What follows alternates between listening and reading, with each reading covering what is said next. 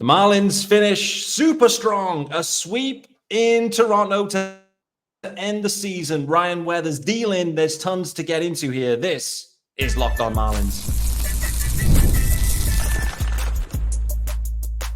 You are Locked On Marlins, your daily podcast on the Miami Marlins. Part of the Locked On Podcast Network, your team every day. Greetings from England and welcome to Locked On Marlins, your daily Marlins pod. I'm your host, Peter Pratt. Hit me up, of course, at Miami Marlins _UK. And thanks for making Locked On Marlins your first listen of the day. It's part of the Locked On Podcast Network. Don't forget to hit subscribe as well on the YouTube channel. It's also called Locked On Marlins. Easy to find, and subscribe and comment. Let me know your thoughts on that big series sweep in the finale for the Fish. Game 1-6-2 in the books. The season in the books, but the Marlins finished super strong. Delighted to welcome onto the show. If you aren't watching, head over to the YouTube version now and see what I'm seeing. Delighted to welcome on first-time guest, looking super relaxed. Season's over. Rod Allen, how we doing? What's up, Peter? I'm surprised it's taking you this long to have me on, man. I've been checking you out, and we tweet back and forth every now and then, but it's taking you this long to have me on, and you're getting ready to leave. What's going on? I had to save you for the perfect moment, and it felt like this was the one. So we got it. We've got it. We absolutely have. So, delighted to be talking ball with you and, a fun backdrop to this conversation. So there's tons for us to get into on the rundown here, obviously starting with the sweep. So we're going to dig into that. Before we get into it, though, this episode is sponsored by our good friends over at FanDuel. And you can start the season with a big return on FanDuel. Place your first $5 bet, and you'll get started with $200 in bonus bets, guaranteed. Visit FanDuel.com to get started. Rod, let's kick it off. Away from the actual on-the-field action, I just wanted to get a sense from you. You kind of flick between TV, radio, doing the color aspects. I've spoken to different guys that have been the play-by-play guys and flicking between that. Interested to get a sense of how different, or is it at all, for you in that role, going from the TV broadcast to the radio, or is it just straight up fire all the time from Rod Allen? You know what? It's baseball, and I got tremendous amount of knowledge as far as baseball is concerned. So, whether I'm doing radio or pre- and post-game shows or whether I'm doing the actual games, and I enjoy the games the most, because that's what most people watch, and I love doing what I do as far as television is concerned. I've been doing it for 24 years, so I must be pretty decent at it. So I just love it. I just love the ins and the outs and the ups and the downs and the ebbs and the flows. And it's just so much to a game of baseball if you have that kind of knowledge, if you've been in the sport for, 4 decades. And I've been in the sport for at least 4 decades. I don't want to say how old I am exactly, but they're all fun. And then radio, it sharpens your skills again because radio, you got to get in, you got to get out. You got to get in, you got to get out. With television, as the analyst, you're more the guy. So you can talk about this and talk about that and talk about this. So they're all different. In the pre- and post-game shows, you can kind of predetermine what you want to talk about. So that also helps. So I enjoy them all. I love all of them. Love it. I love the fact that the radio, it does feel like that's the one that super sharpens the skills because it's just, you don't have the same, you don't have any eyes. The listeners don't have eyes, so you need to tell them. You got to tell them what they're looking at, basically. Yeah, I love that. It sounds amazing. You're painting the picture for everyone. Rod, I should have asked you this before we hit it, but are we confirmed for next year? Is there breaking news? You're back next year for Bally? Is that the situation? So. I haven't gotten a confirmed yes, but I think so. My bosses are great, and during the course of the last 3 years, they've been tremendous, and they have not had many complaints with the way that I do my job. And I've had some conversations with them, and none of those conversations would lead me to believe that I would not be back. So I have to believe I'm coming back. Awesome. A lot of people will breathe a sigh of relief in that news. I'm sure of that. So on the field, though, Rod, the Marlins finished as strong as possible on the road, 3-game sweep of the Blue Jays. What a way to finish. What was your kind of main takeaways from that series itself? Well, this is the kind of baseball that I think we're going to watch next year, and maybe the next year after that. We got a lot of kids. Obviously, you watched all those kids the last couple of months, and a lot of them really flourished. Whether it be Lopez or, whether it be Xavier Edwards, whether it be Norby, whether they can get Stowers to make a little bit more contact. And we haven't even seen some of the other guys that are down in the minor leagues that they acquired in some deals, like the Snelling kid from the San Diego Padres. There seems to be a nice wave of talent that's Mm, going to come to Miami, and then it's up to the players to see what they're going to be, because all you can do is put them in positions to succeed, and hopefully at the end of the day, you got a few guys that want to step up and kind of take it to the next level. I mean, that's exactly what you need. But I kind of like the direction. I really do. I mean, I'm looking yeah. forward to spring training. I'm looking forward to watching all these kids work. I mean, they got some energy. They steal bases. It's going to be different, but I Mm. like what I've been watching the last couple of years. I like what Peter Bendix did at the trade deadline. Yeah, yeah, he was active. I mean, bloody hell, there was a lot of transactions, no He cleaned doubt. house. I was joking with Paul Severino. I said he'd have traded us if we had any value. Mate, I'm sure the names were discussed in some sort of conversations, no doubt. So, no, it was extremely busy. I think that the funny thing is at the deadline with Peter Bendix, I think there was more deals that could have been made. I just think he just ran out of time. I mean, he did so many things. So, to your point, a lot of transactions, a lot of new guys in the organization. We've seen some of them, and what we've seen has been pretty encouraging in the main, which is generally good. Who's going to be the next star? I mean, for me, Jazz Chisholm Jr., the main person, I guess, the headliner, I guess, dealt away was probably the face of the franchise in many people's eyes. Who do you think is going to kind of step up into that role or that tier for the Marlins in the next year or two? It remains to be seen, but Connor Norby appears to be a guy that's kind of on that track, kind of even Mm, keeled, even though he's been through some struggles. And I was really proud of him.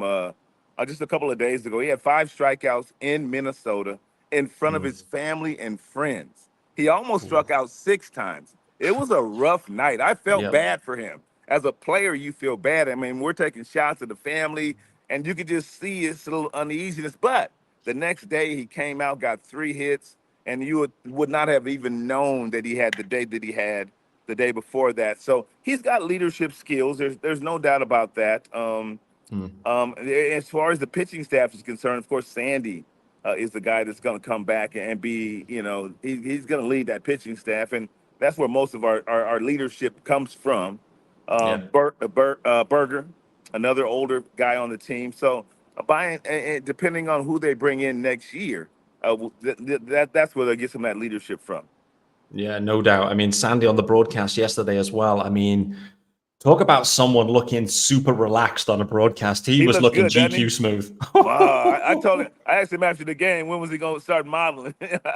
We joke I all thought the the time. same. He's got GQ looks. He's a handsome guy, and he's such a hard worker. But, Yeah, I mean, the future's bright. You brought up Weathers' name. I mean, I don't care who they bring back next year. Weathers is in the rotation for me with, his skill set in that 96 to 98 with the usable off-speed pitches. And hoping Uriel will be back at some point in time during the mm, halfway point or toward the tail end.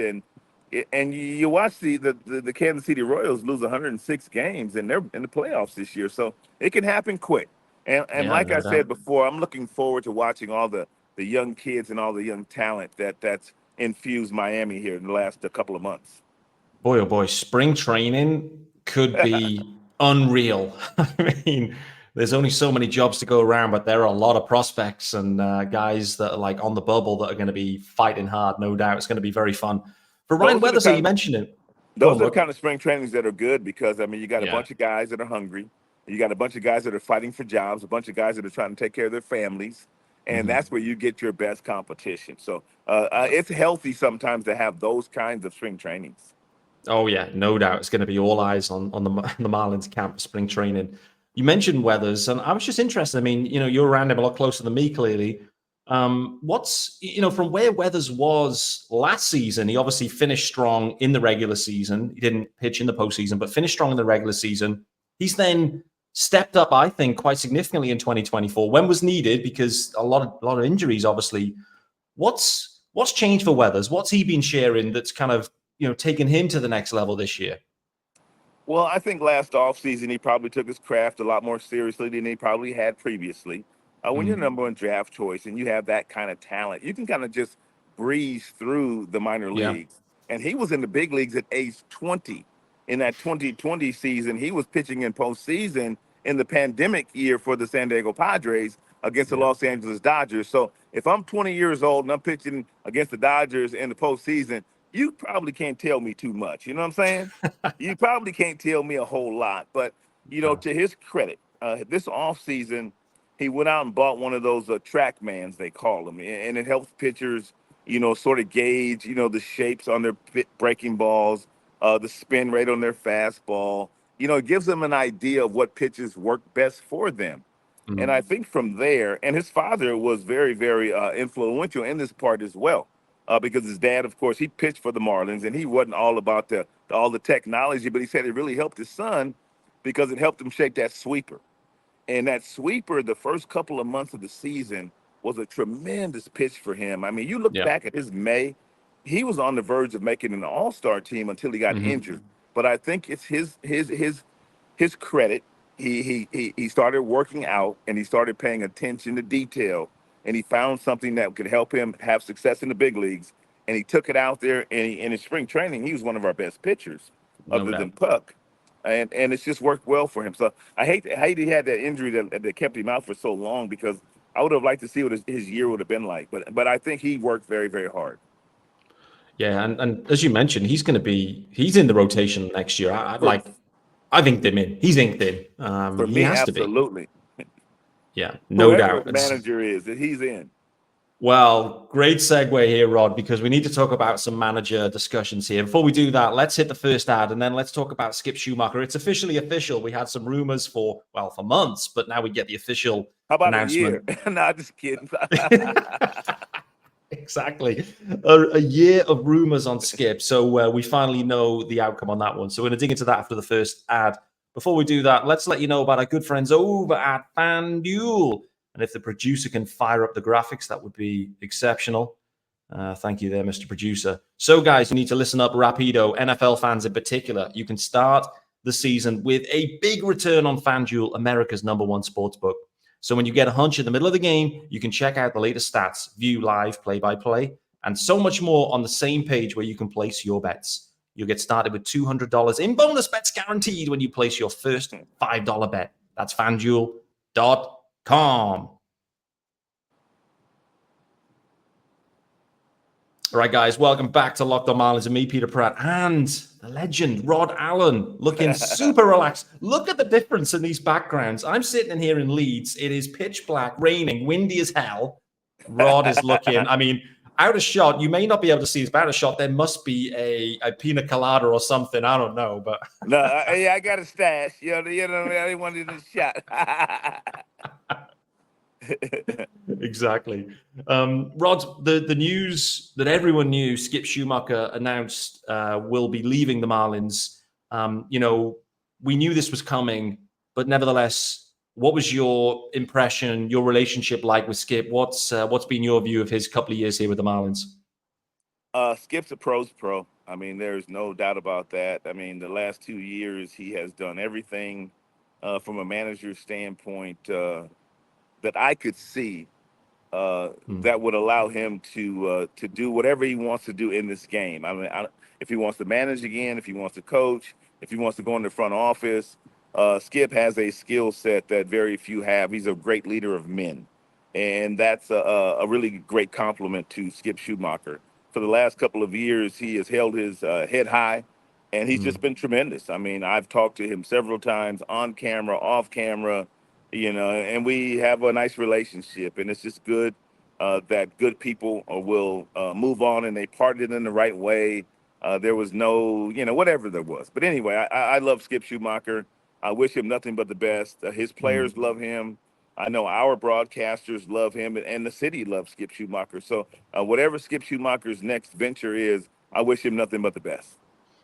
Echo that, no doubt. I think literally everyone echoes that. That just shows how good Skip Schumaker is, because I haven't seen one bad word written, spoken, anything about Skip at all. And listen, in the modern day world, in baseball and sports, it's hard for that to be the situation. But I haven't seen anything. I think everyone truly understands the value that Skip delivers. And I think the summary you made there, a pro's pro, that's exactly who Skip Schumaker, is as a person and as a manager as well. And the other thing as well, Rod, that kind of, again, you're closer to it than me, but from 23 to 24, it wasn't the season that he would have wanted, and it started very poorly in terms of the results. But Skip never seemed to be super down or lose his cool or lose his temper. I mean, that's a skill in itself, but I never saw that side to Skip. Maybe you did, but I mean, he always managed to maintain ultra professionalism, I think, at all times, which is super encouraging when you like start 0-9 and you're feeling the pressure, right? So yeah, kudos to Skip on that one as well, I think. I think what Skip does is, I mean, he's a workout fiend. I mean, to be honest with you, I mean, he works out every day. I mean, I see him in the workout room. I'm an early riser, but Skip's up. And it doesn't matter where we're in the East Coast, West Coast. He's always up. He's always working out, and I think that kind of helped him, get through this year as far as whatever stress you may be feeling. I'm sure there was some stress. No one likes losing, especially after you won as many games a year before. He's a proud man, and he knows these numbers are going to go on the back of his bubblegum card. And not that that's the main thing that we're talking about here, but he felt like he was a good manager, and he felt like he had a postseason team. And then obviously the directions kind of changed when spring training started. But Skip will just be just fine, and the organization loves Skip Schumaker too. Yeah, who was longer in the gym, Skip or Sandy? That's a tough one, because Sandy's in that gym a lot, man. But Skip, I think Skip will tell you he's probably in better shape now than he is when he played, because he's in incredible shape right now as a manager. I'm not sure how old he is, but how old he is, he's in wonderful shape. But Sandy, he's an animal. He is. He is. Do you think, I mean, let's say the season was played out differently. Do you think Sandy would have been back if, let's say 100%. It was the doubleheader today to get into the postseason? 100%. If this team would have somehow been in contention, the way that Sandy has been throwing the ball for the better part of a month now, there's no doubt in my mind that he would have pitched. And he said as much himself yesterday. He said, no doubt, had we been in a better situation, he would have been ready to go. So that means he'll be 100% ready in spring training. Yeah. What were the vibes as well on the plane back? I mean, end of a 1-6-2. It's a long season. It hasn't quite gone the way everyone had hoped, but nevertheless, they finished well. Like, what were the plane vibes like? Was there a few beers being celebrated at the back? I mean, it's a lot of uncertainty. I mean, but a lot of, and I say uncertainty because you have Skip that's moving on, and I think most people probably knew that already. So you have a staff full of people that, will go into the offseason not necessarily knowing where they're going to be next year. I mean, you just don't know. I mean, you don't know if the new manager wants your skill set or if he has another person in mind. You just don't know. It's an uncertainty that I felt before, and it's not comfortable. I know that very much. So there's an uncertainty of going into the offseason, not necessarily knowing that you're going to be going back to work in February down in Jupiter. There's that uncertainty, but at the same time, it's what we sign up for. It happens every single year. I've been on several teams and several friends. Some you see again, some you never see again. But it's really a nice time to come together and give some hugs and tell everybody how much you appreciate their hard work and what they've done for you during the course of the year. Because, I mean, it's 162 games, man, and that's a grind. I mean, in 140 days, 180 days, whatever, and that doesn't even count spring training. No. So that's a lot of time that we spend amongst one another. And for us to have a great group and to carry ourselves like professionals like we do, it's just a testament to the people that the Miami hires and also the people that Bally's hires too. Yeah, no doubt. And listen, I can testify to how it feels doing 162 podcasts this year. So I can tell you that. And it's only half hour ago, but nevertheless, it is at times a grind. But just want to call out as well, talking about you don't know what's going to happen. We're recording this. Game 1 of the doubleheader is happening. As we hit record, the Bravos had it in hand. My buddy just texted me and asked me was I watching the game. What happened? Oh, it's now 6-3 Mets. Oh no! My daughter works for the Braves. She's a pregame producer for the Braves and also the Hawks in Atlanta. Okay. So I'm so proud of her. You don't see many females like her in that particular seat, and it's just so rewarding for me to see her, my baby girl, that is doing what she's doing. But yeah, she's a producer. That's amazing. Yeah, I love that. Well, it's a 6-run, 8th inning here for the Mets. There's still only one out as well, so they've Oh my absolutely goodness. turned that game We on got its some head. So that yeah, the means Chris Bravos Sale maybe bullpen. tonight then. It's sales season, absolutely. Well, let's hit the ad and then come back to. I did want to talk about Luis Arraez in particular. His 3rd batting title in a Amazing. row. Unreal, Luis Arraez. Want to get your take on him? Plus, as well, some sneaky offensive studs. Jonah Bride in particular, who has been a massive standout for the Marlins in the last few months. Before we do that, let's let you know about our good friends over at Game Time. Yes, sir, guys, you'll be absolutely needing this app immediately. Game Time. It is the place for tickets, and you can get tickets, last-minute tickets, whatever you need. And they have this new feature called Game Time Picks that makes getting tickets for your favorite live events even easier. Game Time Picks, it filters out all the fluff to show you only incredible deals on great seats, so you don't have to waste time searching through thousands of tickets. So for me, apart from the Game Time Picks, it's the all-in pricing. Toggle that feature on. All-in pricing shows you the totals up front. No surprise fees at checkout. You can get panoramic views from your seat in the app before you buy. So, guys, all you got to do is simply head over to Game Time and take the guesswork out of buying tickets. Create an account and use the code LOCKEDONMLB for $20 off your first purchase. Terms apply. Again, create an account, redeem the code LOCKEDONMLB for $20 off. Download Game Time today. What time is it? Game time.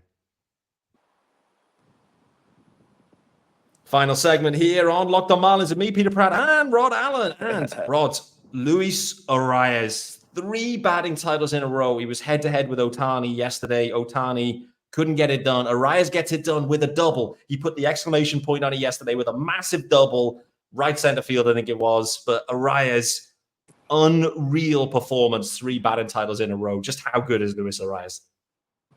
What a special talent, but a better person too, though. I mean, this guy, the way he carried himself for the better part of a year and a half in that Miami uniform was second to none to most guys that I've seen in the big leagues for a long, long time. The way he just brought everybody together for one, his energy, his detail to his craft. I mean, you don't get 200 hits in back-to-back seasons and also win 3 batting titles with 3 different teams if you don't have a tremendous work ethic. And he has a tremendous work ethic. So kudos to Luis Arraez and also the San Diego Padres and all the guys that have left our team in the postseason this year, because there's a lot of guys that have left our squad that are going to be playing the postseason this year. So I'm rooting for all of them.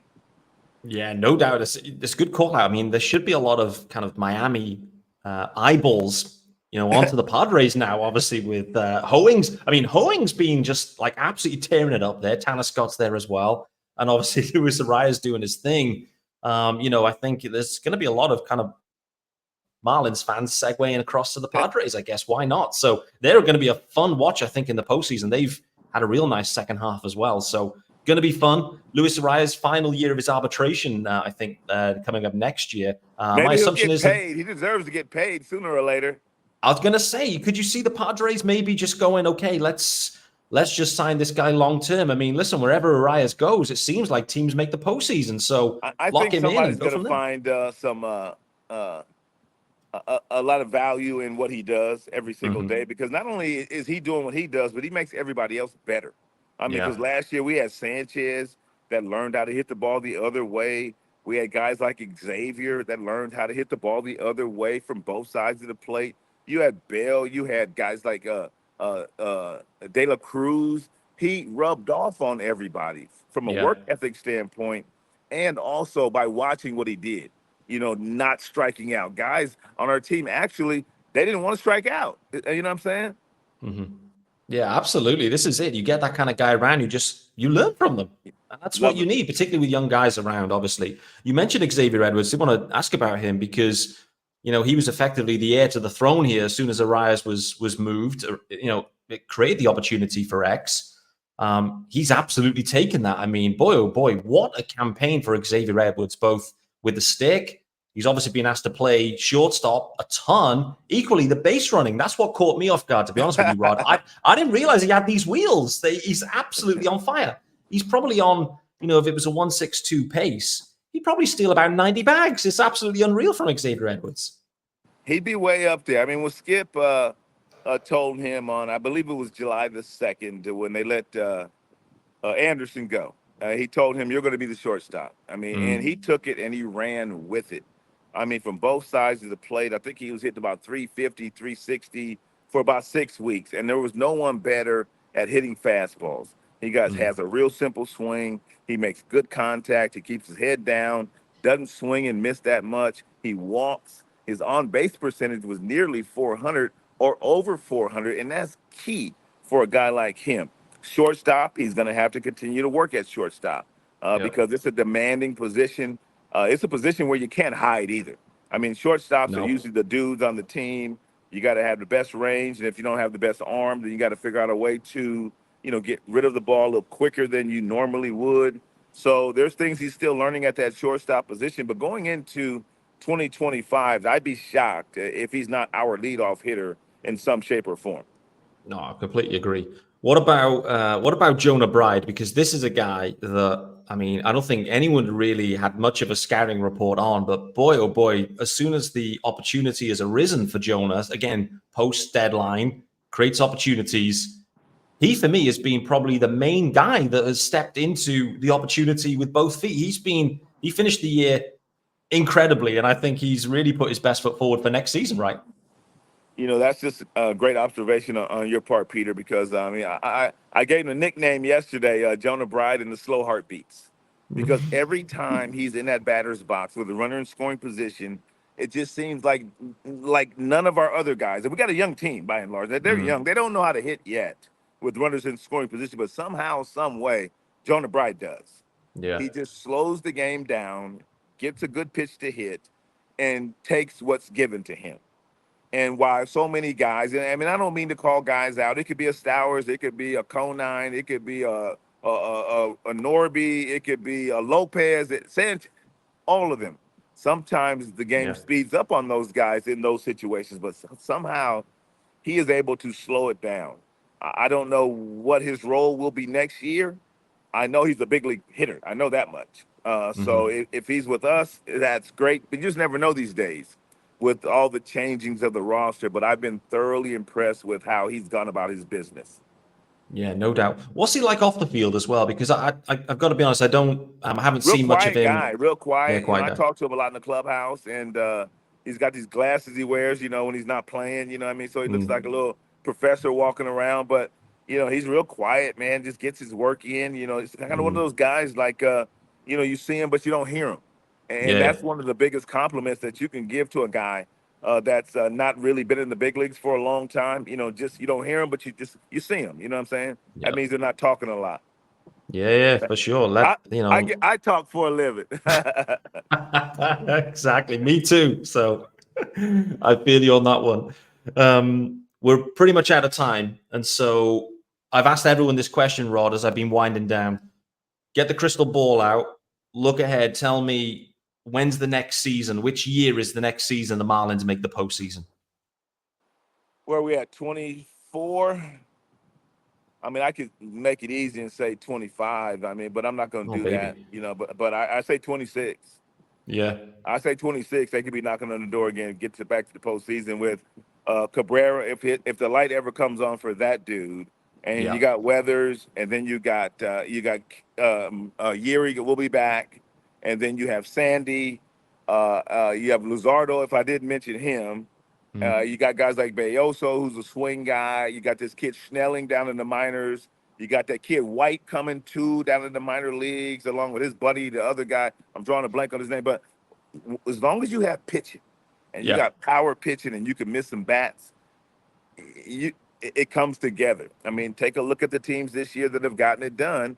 They've pretty much gotten it done with pitching. This is it. That's the Marlins all over, right? Pitching, baby. Like arms Pitching, for days, I pitching, think is what we pitching. used to say. It's been a pleasure, Unfortunately, man. it has. It has. They ran out of arms this year, but I think that was the core of the issue. But next year, who Yeah. knows? Rod, thank you for making the time, and thanks for talking. And I think it was a stunning conversation. The backdrop has me absolutely just dead because it is so unreal. Guys, thanks for making Locked On Marlins your first listen of the day. Thanks to Rod Allen. Guys, going to be back a little bit later on today. It's a double header episode today on my final day with the show. So I've got a double header with a couple of surprise guests as well. But delighted to get Rod Allen squeezed in here as well. And we'll look forward to talking to you later.